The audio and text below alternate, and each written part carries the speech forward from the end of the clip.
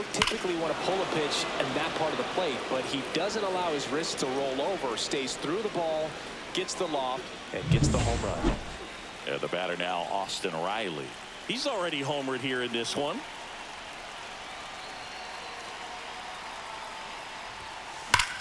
And that one hammered. That's carrying. Going, gone. Another homer. His second home run of the game, and they add a run. It's 6-4. He only needed one swing to square it up. Not wasting any time in that at bat, Boog. Aggressive, and it paid off. Back-to-back jacks, and this club is fired up right now, Boog. I mean, this is the kind of thing where you really start to notice hitters in a lineup feeding off each other, and the collective confidence just continues to grow.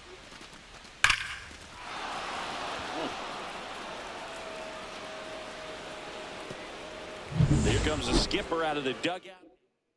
Now pitching for the Marlins. Here comes Ozzie Albies to the dish. Calvin Bouquet. To the right side. Fires over to first. And Albies is retired. Now batting, the first Two baseman, outs, base is empty. Matt Olson will hit next. Clobber to right field, way back, gone. He circles the bases, their third home run of the inning, and they add to the lead. It's 7-4. That's their fourth home run of the game. They can't stop, and they won't stop hitting home runs in this one, Boog. They're clearly feeding off of each other at the dish. I'm excited to see that one again, but with the StatCast data, because that was a bomb. Oh, says he drove it out of here at 115 miles an hour. I think I heard the ball screaming on its way out, and that's some serious exit velo, pretty elite, and he caught it just right to get it up in the air as well. That one is absolutely belted back there, and that one is going to go. They do it again. Back-to-back homers. His first homer of the year, and they add on. It's 8-4. Back-to-back home runs, and they keep adding to their lead.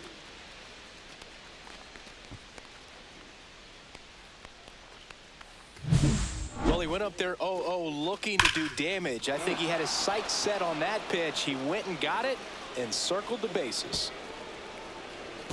Now the Marlins manager out of the dugout, and he'll make a move to the pen. Calvin Fauché departs, and as he heads off, we'll step aside for a minute. Back with the new pitcher after this break.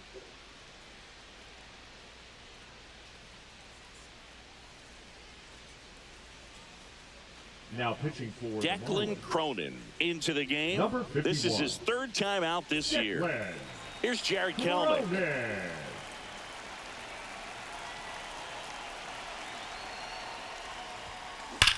Now a screamer into the outfield. Reaching for it, makes the catch. The final damage here, they bat around. 10 come to the plate, 7 runs on the board. 7th inning stretch time. It's the Braves 8 and the Marlins 4. Welcome back as we take a look at their upcoming schedule.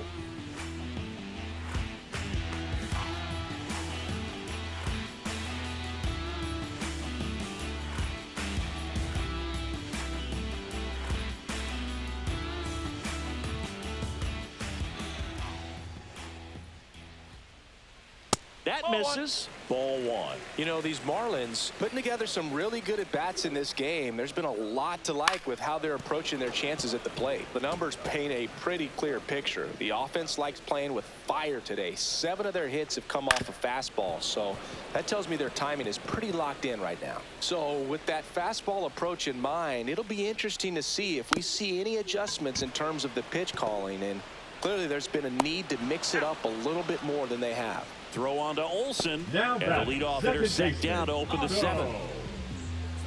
Lopez. And now for the Marlins, Otto Lopez. And it may be a long shot, but a triple here will give him the cycle. On the corner for a strike. This one in the air, right field, call. Hauls it in for the out. The batter, number 2 9. down, base is empty. Shortstop, Xavier Xavier Edwards getting ready to hit. Edwards. Fly ball to right. Call coming on, and that ends the inning.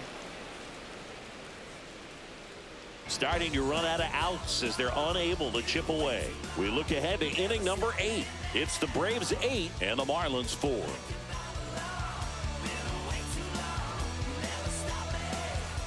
We're at the top of the 8th. Now it's the shortstop, Orlando Arcia. Arcia.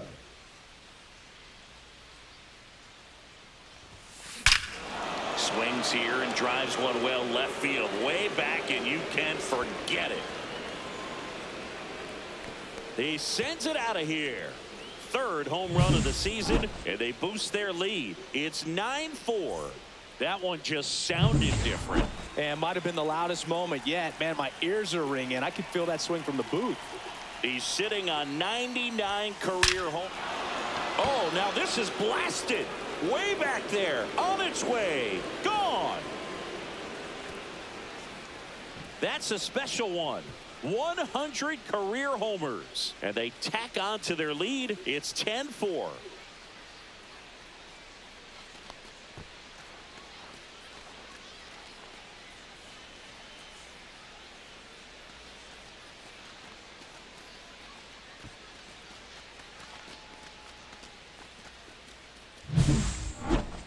Chris, that ball came out hot.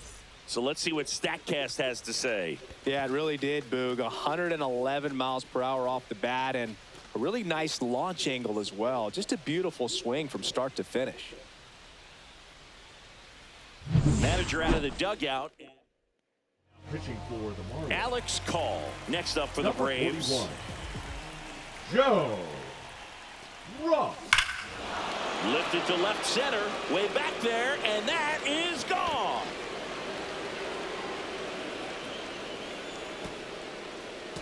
A solo shot, and they add to their lead. It's 11-4.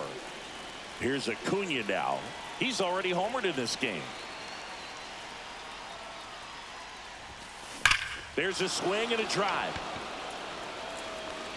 Reaching for it and brings it in. Man, that's one of those at-bats where you have to remind yourself it's about the process. He did everything right there. Nothing to show for it. But in your mind, you have to convince yourself that it was a very good at-bat.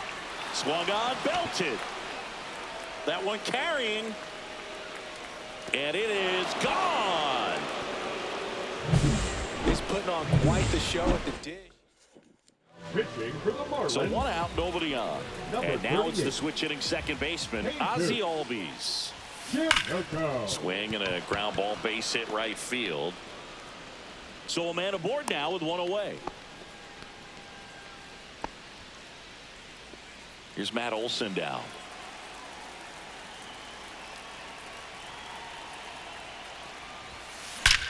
That one ripped. Gone. He came out of his shoes on that one, but managed to keep his mechanics intact long enough to get to the ball and through it, and it went a long way. Hard hit left side. Gets it to first. Gets the catcher by a step. Fastball groove right down the middle. Usually a lot of damage done with that pitch. A hard grounder, but he wanted to get that ball in the air, maybe drive it into the gap. Swing, and that ball smashed on a line. Myers makes the catch, and that'll do it. They bring 9 to the plate, and 6 come around to score. Last half of the 8th coming up. Braves on top, 14-4.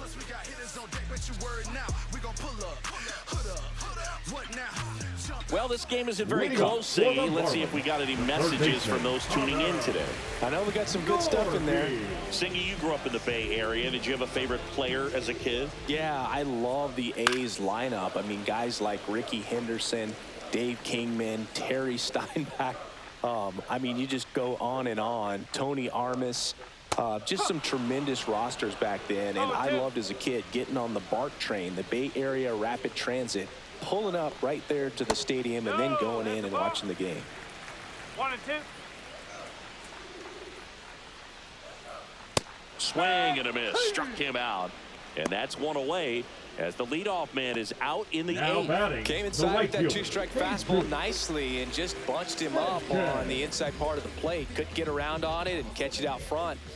Many times if you do, it's a foul ball. And you know, a lot of pitchers, they really don't like working inside with two strikes because they do not want to hit that batter. And when they've got him up against the ropes, got to figure out a way to put him away.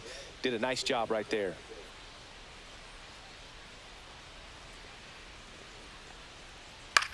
Swing and a high fly ball out there towards left field.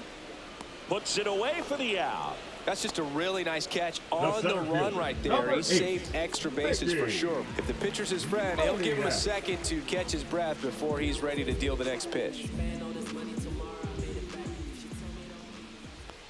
Moniak in the box with two gone and takes a look at a called strike. You also had the pleasure of going over and hitting and taking batting practice at a big leaguer's house. Who was that? Yeah, Willie McGee, one of the greatest of all time, in my opinion. Not he in the lived in your neighborhood. Yeah, his folks live right down the street from me, and that's where his batting cage was. I used to look out of my backyard down the hill and just dream of one day maybe being able to go over and hit with them, and that dream became a reality when I was drafted by the San Francisco Giants. And that misses. And that's ball one. This to third, and that's just foul. Two down, nobody on. Here, the bottom half of the eighth inning. Up the middle, Arcia fires to first on the run. What a play, inning over.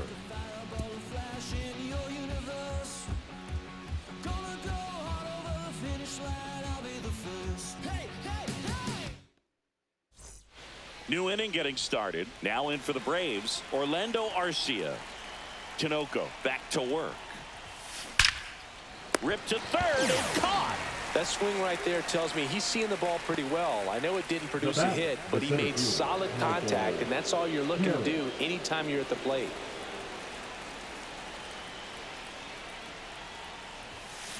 That's hard hit on the line. Moniak calls it in, two away. Two outs, base is empty. Alex Call next up for the Braves.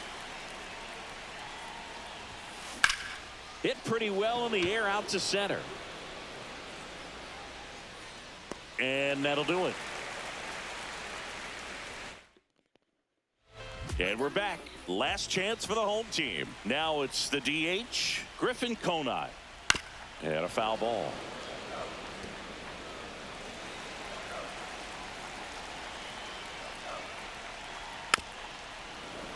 And there's a foul ball.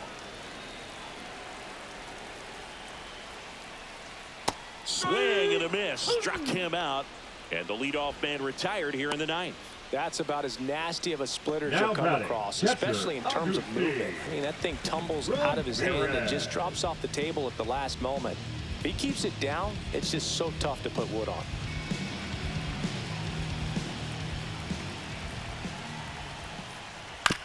Ground ball up the middle. Albies throws to first in time. And a couple of quick outs. Now batting, left fielder. So it's their last chance in this one. Here's the left fielder, Dane Myers. In there at the knees, 0-1.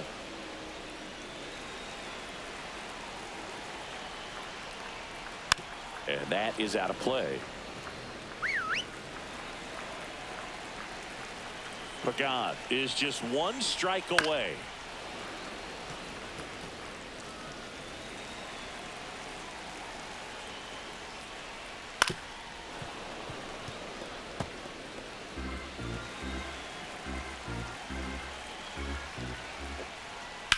Swing and a high fly ball left field, pretty well struck. Going back on this one. He's got it. Ball game. And the Braves slug their way to a win in this one.